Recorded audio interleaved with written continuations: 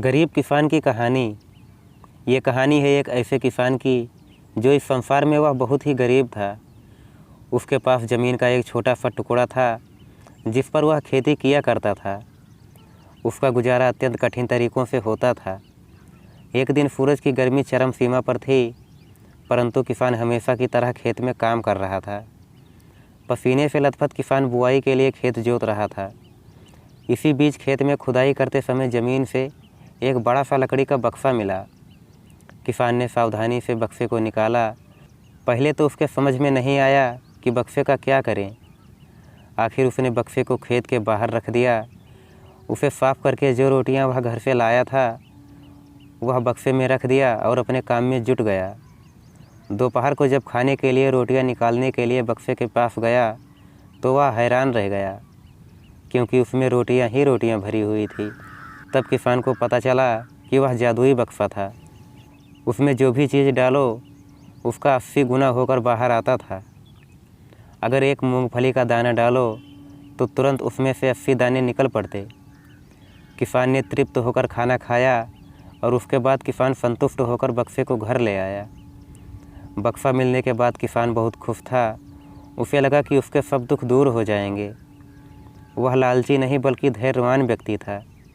उसने बक्से का दुरुपयोग नहीं किया। उसे जब भी किसी चीज़ की ज़रूरत होती तो बक्से से तुरंत प्राप्त कर लेता था।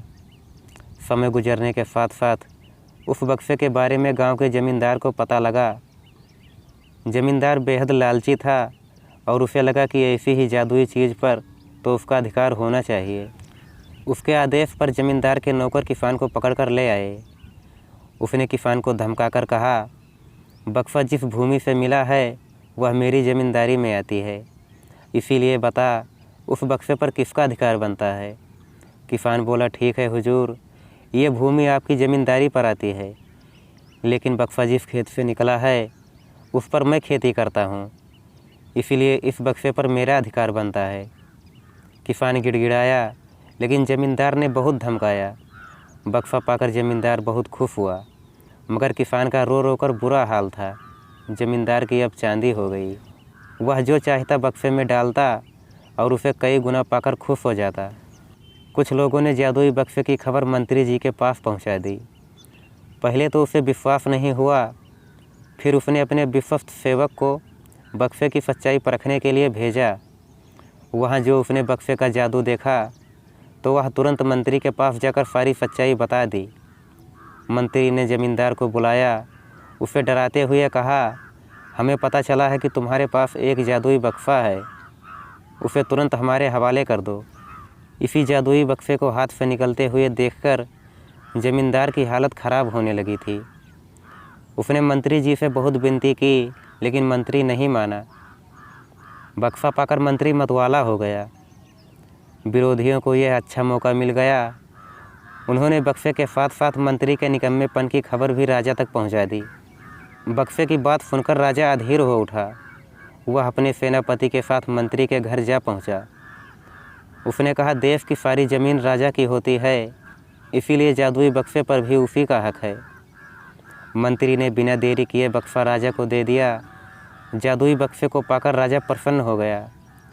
सबसे पहले राजा ने जादुई बक्से की मदद से अपने खजाने की वृद्धि की। फिर राजा को उस बक्से की सुरक्षा को लेकर चिंता हुई। राजा हर कीमत पर उस बक्से को अपने साथ रखना चाहता था। राजा ने सोचा कि इसका रहस्य ज्ञात करना चाहिए कि आखिर इस बक्से में है क्या। यह जानने के लिए राजा उसमें प्रवेश कर बैठा। जब बाहर निकला तो उसके पीछे पीछे 80 राजा बाहर निकले। असली राजा का कुछ पता नहीं चलता था। वे राज सिंहासन में कब्जा करने के लिए एक दूसरे से लड़ने लगे।